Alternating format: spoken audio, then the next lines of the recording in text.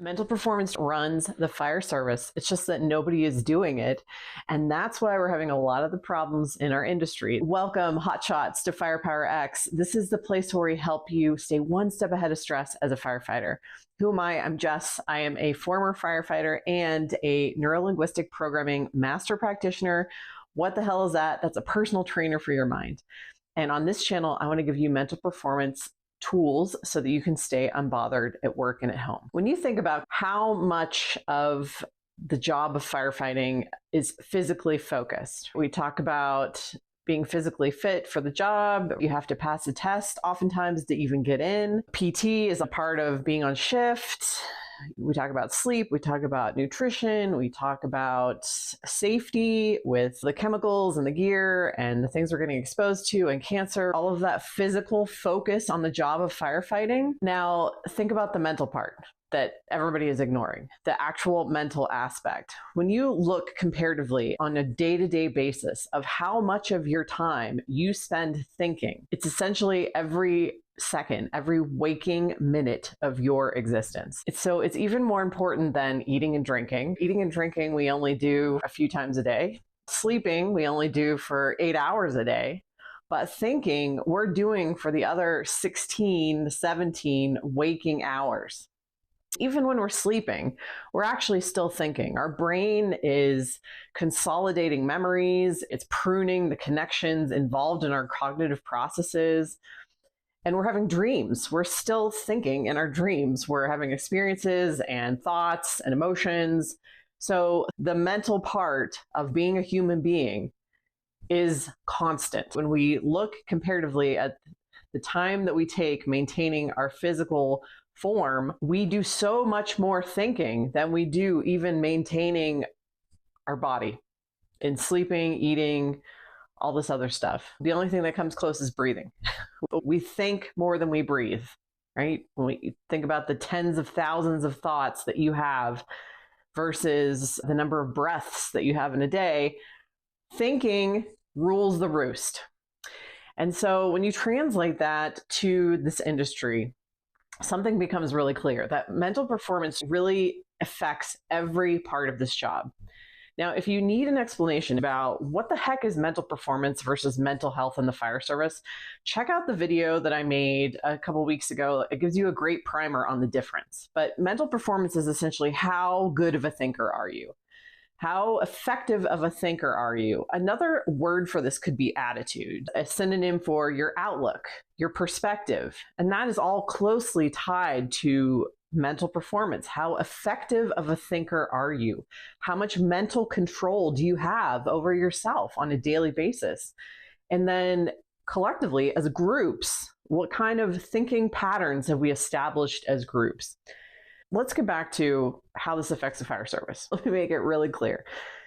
So your individual level of mental performance dictates your job satisfaction, your outlook, your attitude affects your job satisfaction, your interpersonal relationships at work, right? How well you get along with the people in the firehouse, your stress levels, what happens when something stressful happens to you, your attitude dictates how you respond to it a lot of the time. It's essentially not only how well you do your job, but also your perspective on it. Are you enjoying showing up for work? Do you drag your butt in every third day to do this job?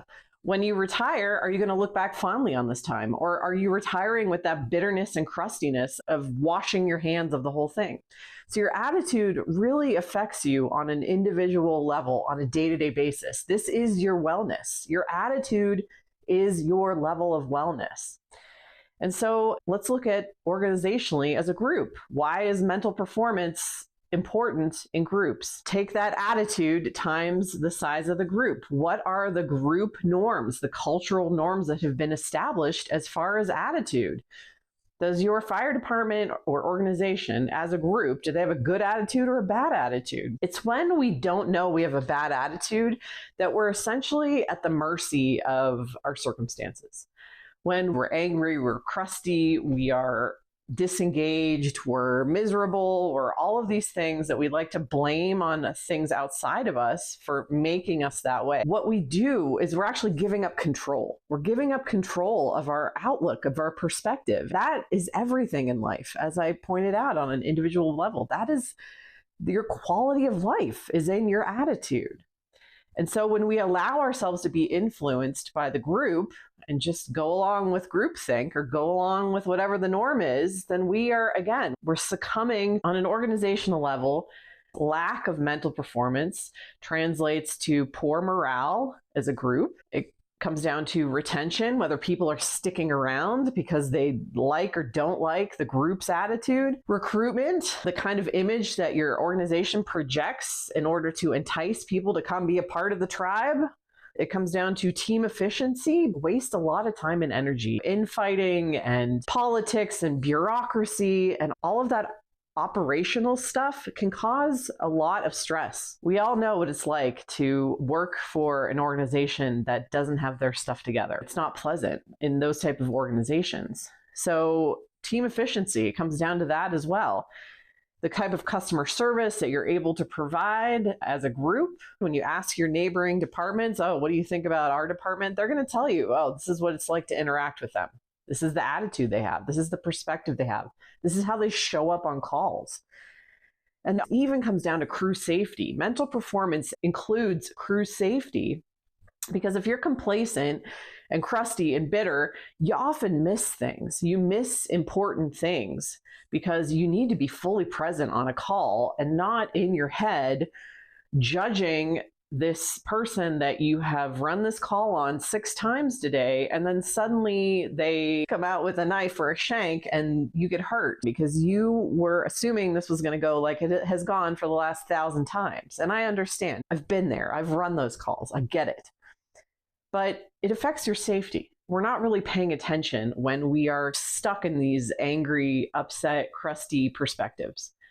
We miss the little stuff when we're not being fully present.